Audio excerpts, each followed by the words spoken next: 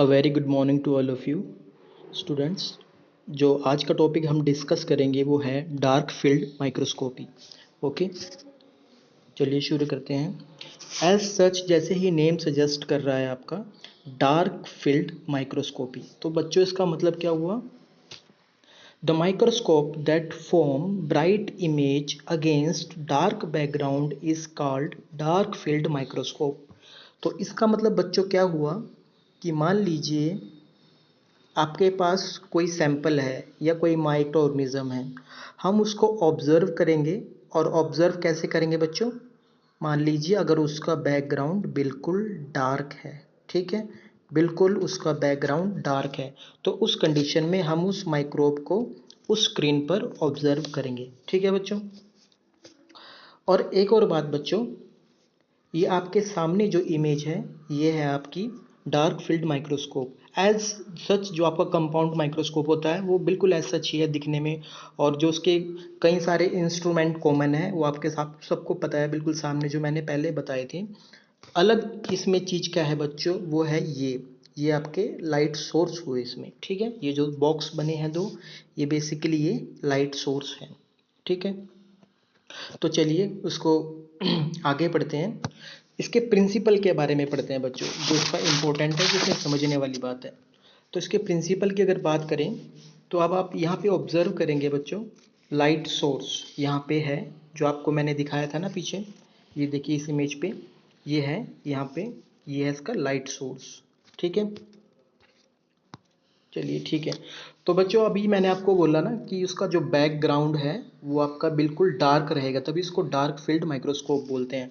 तो ये किस लिए यूज़ करते हैं और किन के लिए यूज़ करते हैं? तो सबसे पहली बात है बच्चों, जिस जो सेल्स ट्रांसपेरेंट होते हैं, ठीक है, और जिनमें हम स्टेनिंग नहीं करना चाहते, ठीक है, वो स्पेसिफिकली इस टेक्निक के द्वारा डिज़ाइन किए गए हैं कि ताकि हम उनको स्टडी कर सकें। ठीक है, अब डार्क फील्ड है, डार्क फील्ड में जो आप खुद देखिए जो ट्रांसपेरेंट चीज़ है वो आराम से विजुअल हो जाएगी ना, क्योंकि उसका डार्क बैकग्राउंड है।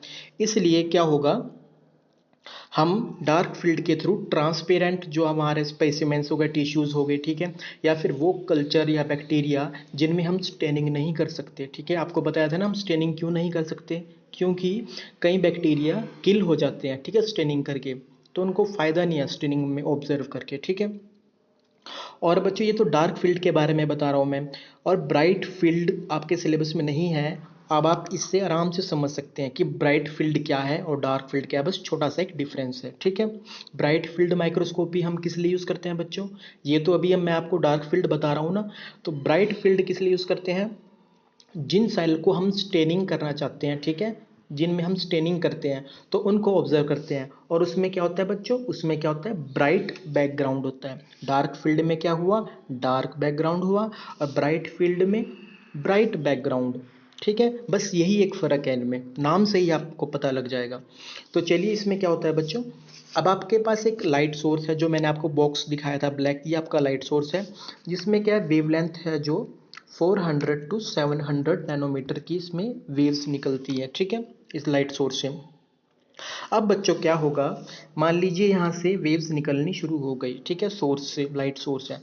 अब आप एक चीज़ देखिए बच्चों, यहाँ पे कंडेंसर लेंस है, ठीक है, कंडेंसर लेंस का क्या काम क्या होता है, लाइट को कंडेंस करना। ठीक है, मगर अभी आप देखें लाइट सोर्स और कंडेंसर लेंस के बीच में कुछ चीज़ है ना जो उसको स्टॉप कर रही है लाइट रेस को, वो क्या है, डार्क फील्ड स्टॉप। ठीक है, डार्क फील्ड स्टॉप क्या होता है, ये एक तरीके का एनुलर रिंग होता है, ये आपके सामने ही बन रहा है ना। तो क्या है बच्चों, मान लीजिए अगर यहाँ से लाइट फॉल कर रही है, इसके अंदर गई अगर, तो क्या होगा, ये जो सेंटर की जो पोजीशन है यहाँ पे, यहाँ से लाइट क्रॉस नहीं करेगी और साइड के एरिया से लाइट पास करेगी।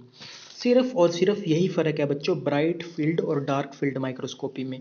डार्क फील्ड माइक्रोस्कोप में क्या होगा, ये डार्क फील्ड स्टॉप होगा जिसको एनुलर बोलते हैं। ठीक है, ये होगा, इसके कारण क्या, ये डाइवर्ट कर देगा रेस को, ये बीच में से नहीं जाने देगा। जबकि ब्राइट फील्ड माइक्रोस्कोपी में क्या होगा, ये जो डार्क फील्ड स्टॉपर है ना, ये नहीं होगा। ठीक है, लाइट डायरेक्ट ही कंडेंसर पे जाएंगी। मगर अभी आप ये डार्क फील्ड पढ़ रहे हैं, तो आप देखिए ये स्टॉपर लगा दिए एनुलर रिंग, जिसके कारण क्या हुआ, अब जो लाइट रेज हैं वो ऐसे को जाएंगी। ठीक है, और कंडेंसर पे गिरेंगी। ठीक है, ये चीज़ हो गया। अब आपको पता है कि कंडेंसर का काम क्या है। ये जो डाइवर्टेड रेज हैं ये बिल्कुल कन्वर्ज हो जाएगी। कंडेंसर का काम क्या होता है, एक जगह कंडेंस कर देना। ये लाइट को एक जगह कंडेंस कर देगा, वो भी किस पे, स्पेसिमेन पे। ठीक है, यहाँ पे आपको देखिए स्पेसिमेन स्टेज है जिसको बोलते हैं स्टेज, जिसके ऊपर हम ग्लास स्लाइड रखते हैं। ठीक है, यहाँ पर आपका सैंपल पड़ा होगा, उसके ऊपर ये कन्वर्ज हो गई लाइट। कन्वर्ज होने के बाद देखिए यहाँ पे एक ऑब्जेक्टिव लेंस था। ठीक है, ये इससे क्रॉस करी। अब आप बच्चों एक और चीज़ देखिए, जैसे आपको पहले बताया था मैंने कि स्पेसिमेन पे जितनी रेस अब उसने एब्जॉर्ब करी, स्पेसिमेन कोई सेल था, उसने जितनी जितनी ही रेस एब्जॉर्ब करी वो कर ली। ठीक है, और जो एब्जॉर्ब नहीं करी वो रिफ्लेक्टेड हो गई यहाँ से। ठीक है, ये निकल गए रिफ्लेक्टेड। इनका कोई रोल नहीं है, इनका ये बस रिफ्लेक्टेड हो जाएंगी अलग। ठीक है, और जो एब्जॉर्ब हो गई है रेस वो आपके देखिए जो सेकंड आपका ऑब्जेक्टिव लेंस है वहाँ से पास होकर दोबारा कन्वर्ज हो जाएंगी। और ये आपको पता है आईपीस है, आईपीस लेंस से आप देखेंगे और उसके बाद जो इमेज है वो अच्छी तरीके से और रिफाइन हो सकती है। ठीक है, तो यही इसका प्रिंसिपल है कि भाई इसमें डार्क बैकग्राउंड बेसिकली यूज होता है और इसमें एक तरीके का डार्क फील्ड स्टॉप लगा होता है। ठीक है, तो यही इसकी थ्योरी आगे पढ़ेंगे। It is used for examination of live organisms which are invisible in ordinary light microscope। ठीक है, तो ये किसके लिए एग्जामिनेशन करने के लिए काम आता है, लाइव माइक्रो ऑर्गेनिज्म। सबसे पहली बात, which are invisible in the ordinary light microscope, जो कि ऑर्डिनरी लाइट माइक्रोस्कोप में इनविजिबल है। ठीक है, which can not be stained by standard method, जिनको हम स्टेंड नहीं कर सकते स्टैंडर्ड मेथड से, या फिर which can distorted by staining, या फिर जो स्टेनिंग से खराब हो जाए, उन सेल को हम यूज़ करते हैं। ठीक है, इसमें मतलब कि वो सेल्स जिनकी हम स्टेनिंग नहीं कर सकते, या फिर जो हमारे simple microscope ordinary light microscope से विजिबल नहीं है। ठीक है, उनको आइडेंटिफाई कर सकते हैं हम इस टेक्निक से।